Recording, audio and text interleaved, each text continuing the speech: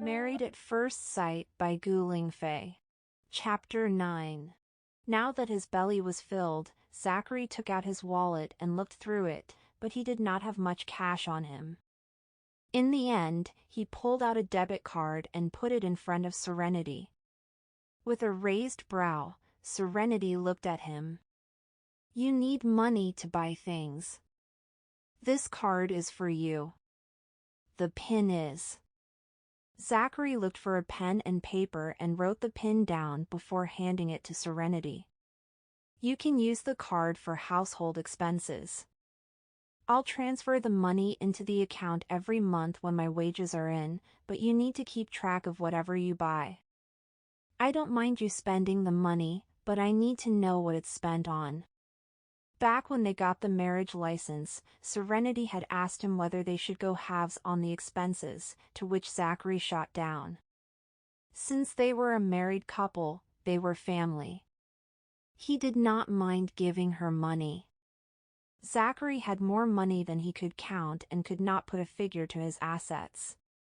He barely had time to spend the money as he was often busy at work.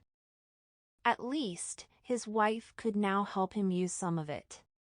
Nevertheless, it did not mean that Zachary wanted to be taken advantage of. He had to watch out as Serenity was a scheming girl in his eyes. He had no problems with Serenity squandering the money on the house. Serenity could not stand Zachary's attitude and conduct. She slid the debit card, alongside the paper with the PIN, back to Zachary. She did not even spare a glance at the PIN. "Mr. York, you're not the only one in the house.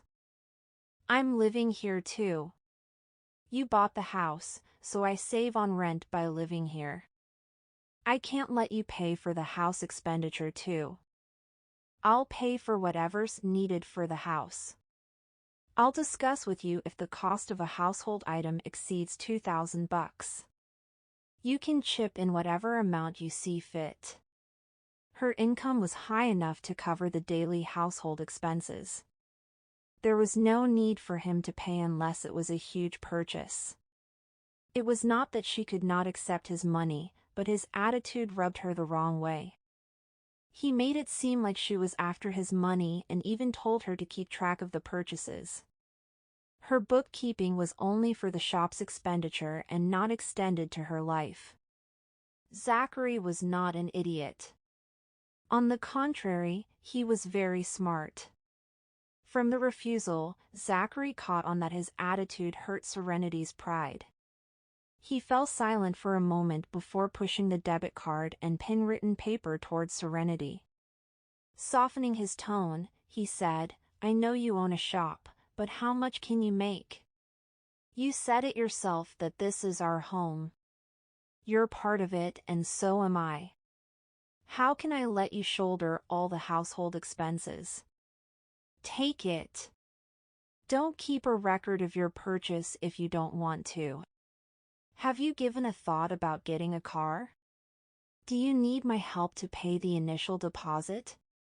You can afford the monthly commitment with your income."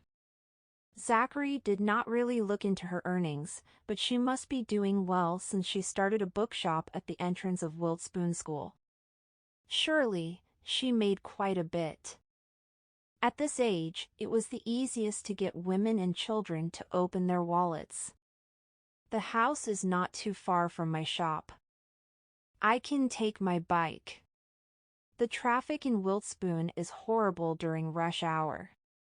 My two-wheeled ride is better than a four-wheeled motor." Zachary was lost for words. She was right. He avoided the rush hour to get to work. Sometimes, he was caught in the morning rush hour when he had to leave for an emergency.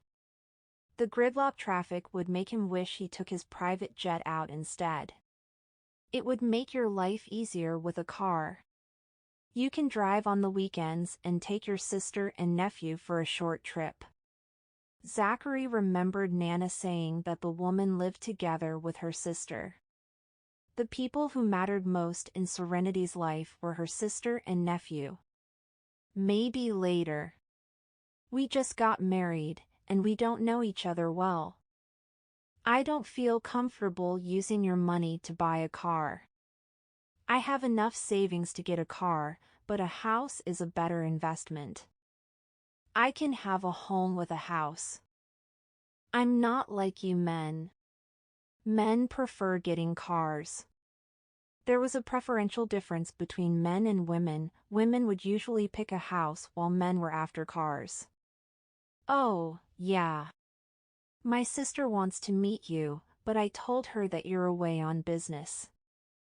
I'll take you to see her at a later date. Sure, Zachary answered. After the chat, Serenity went to air the clothes while Zachary sat in the living room. He wanted to read the papers, but he did not have a subscription delivered to this place. Since he could not find the newspaper, he turned to check the news on his phone to kill time. Have you done your laundry?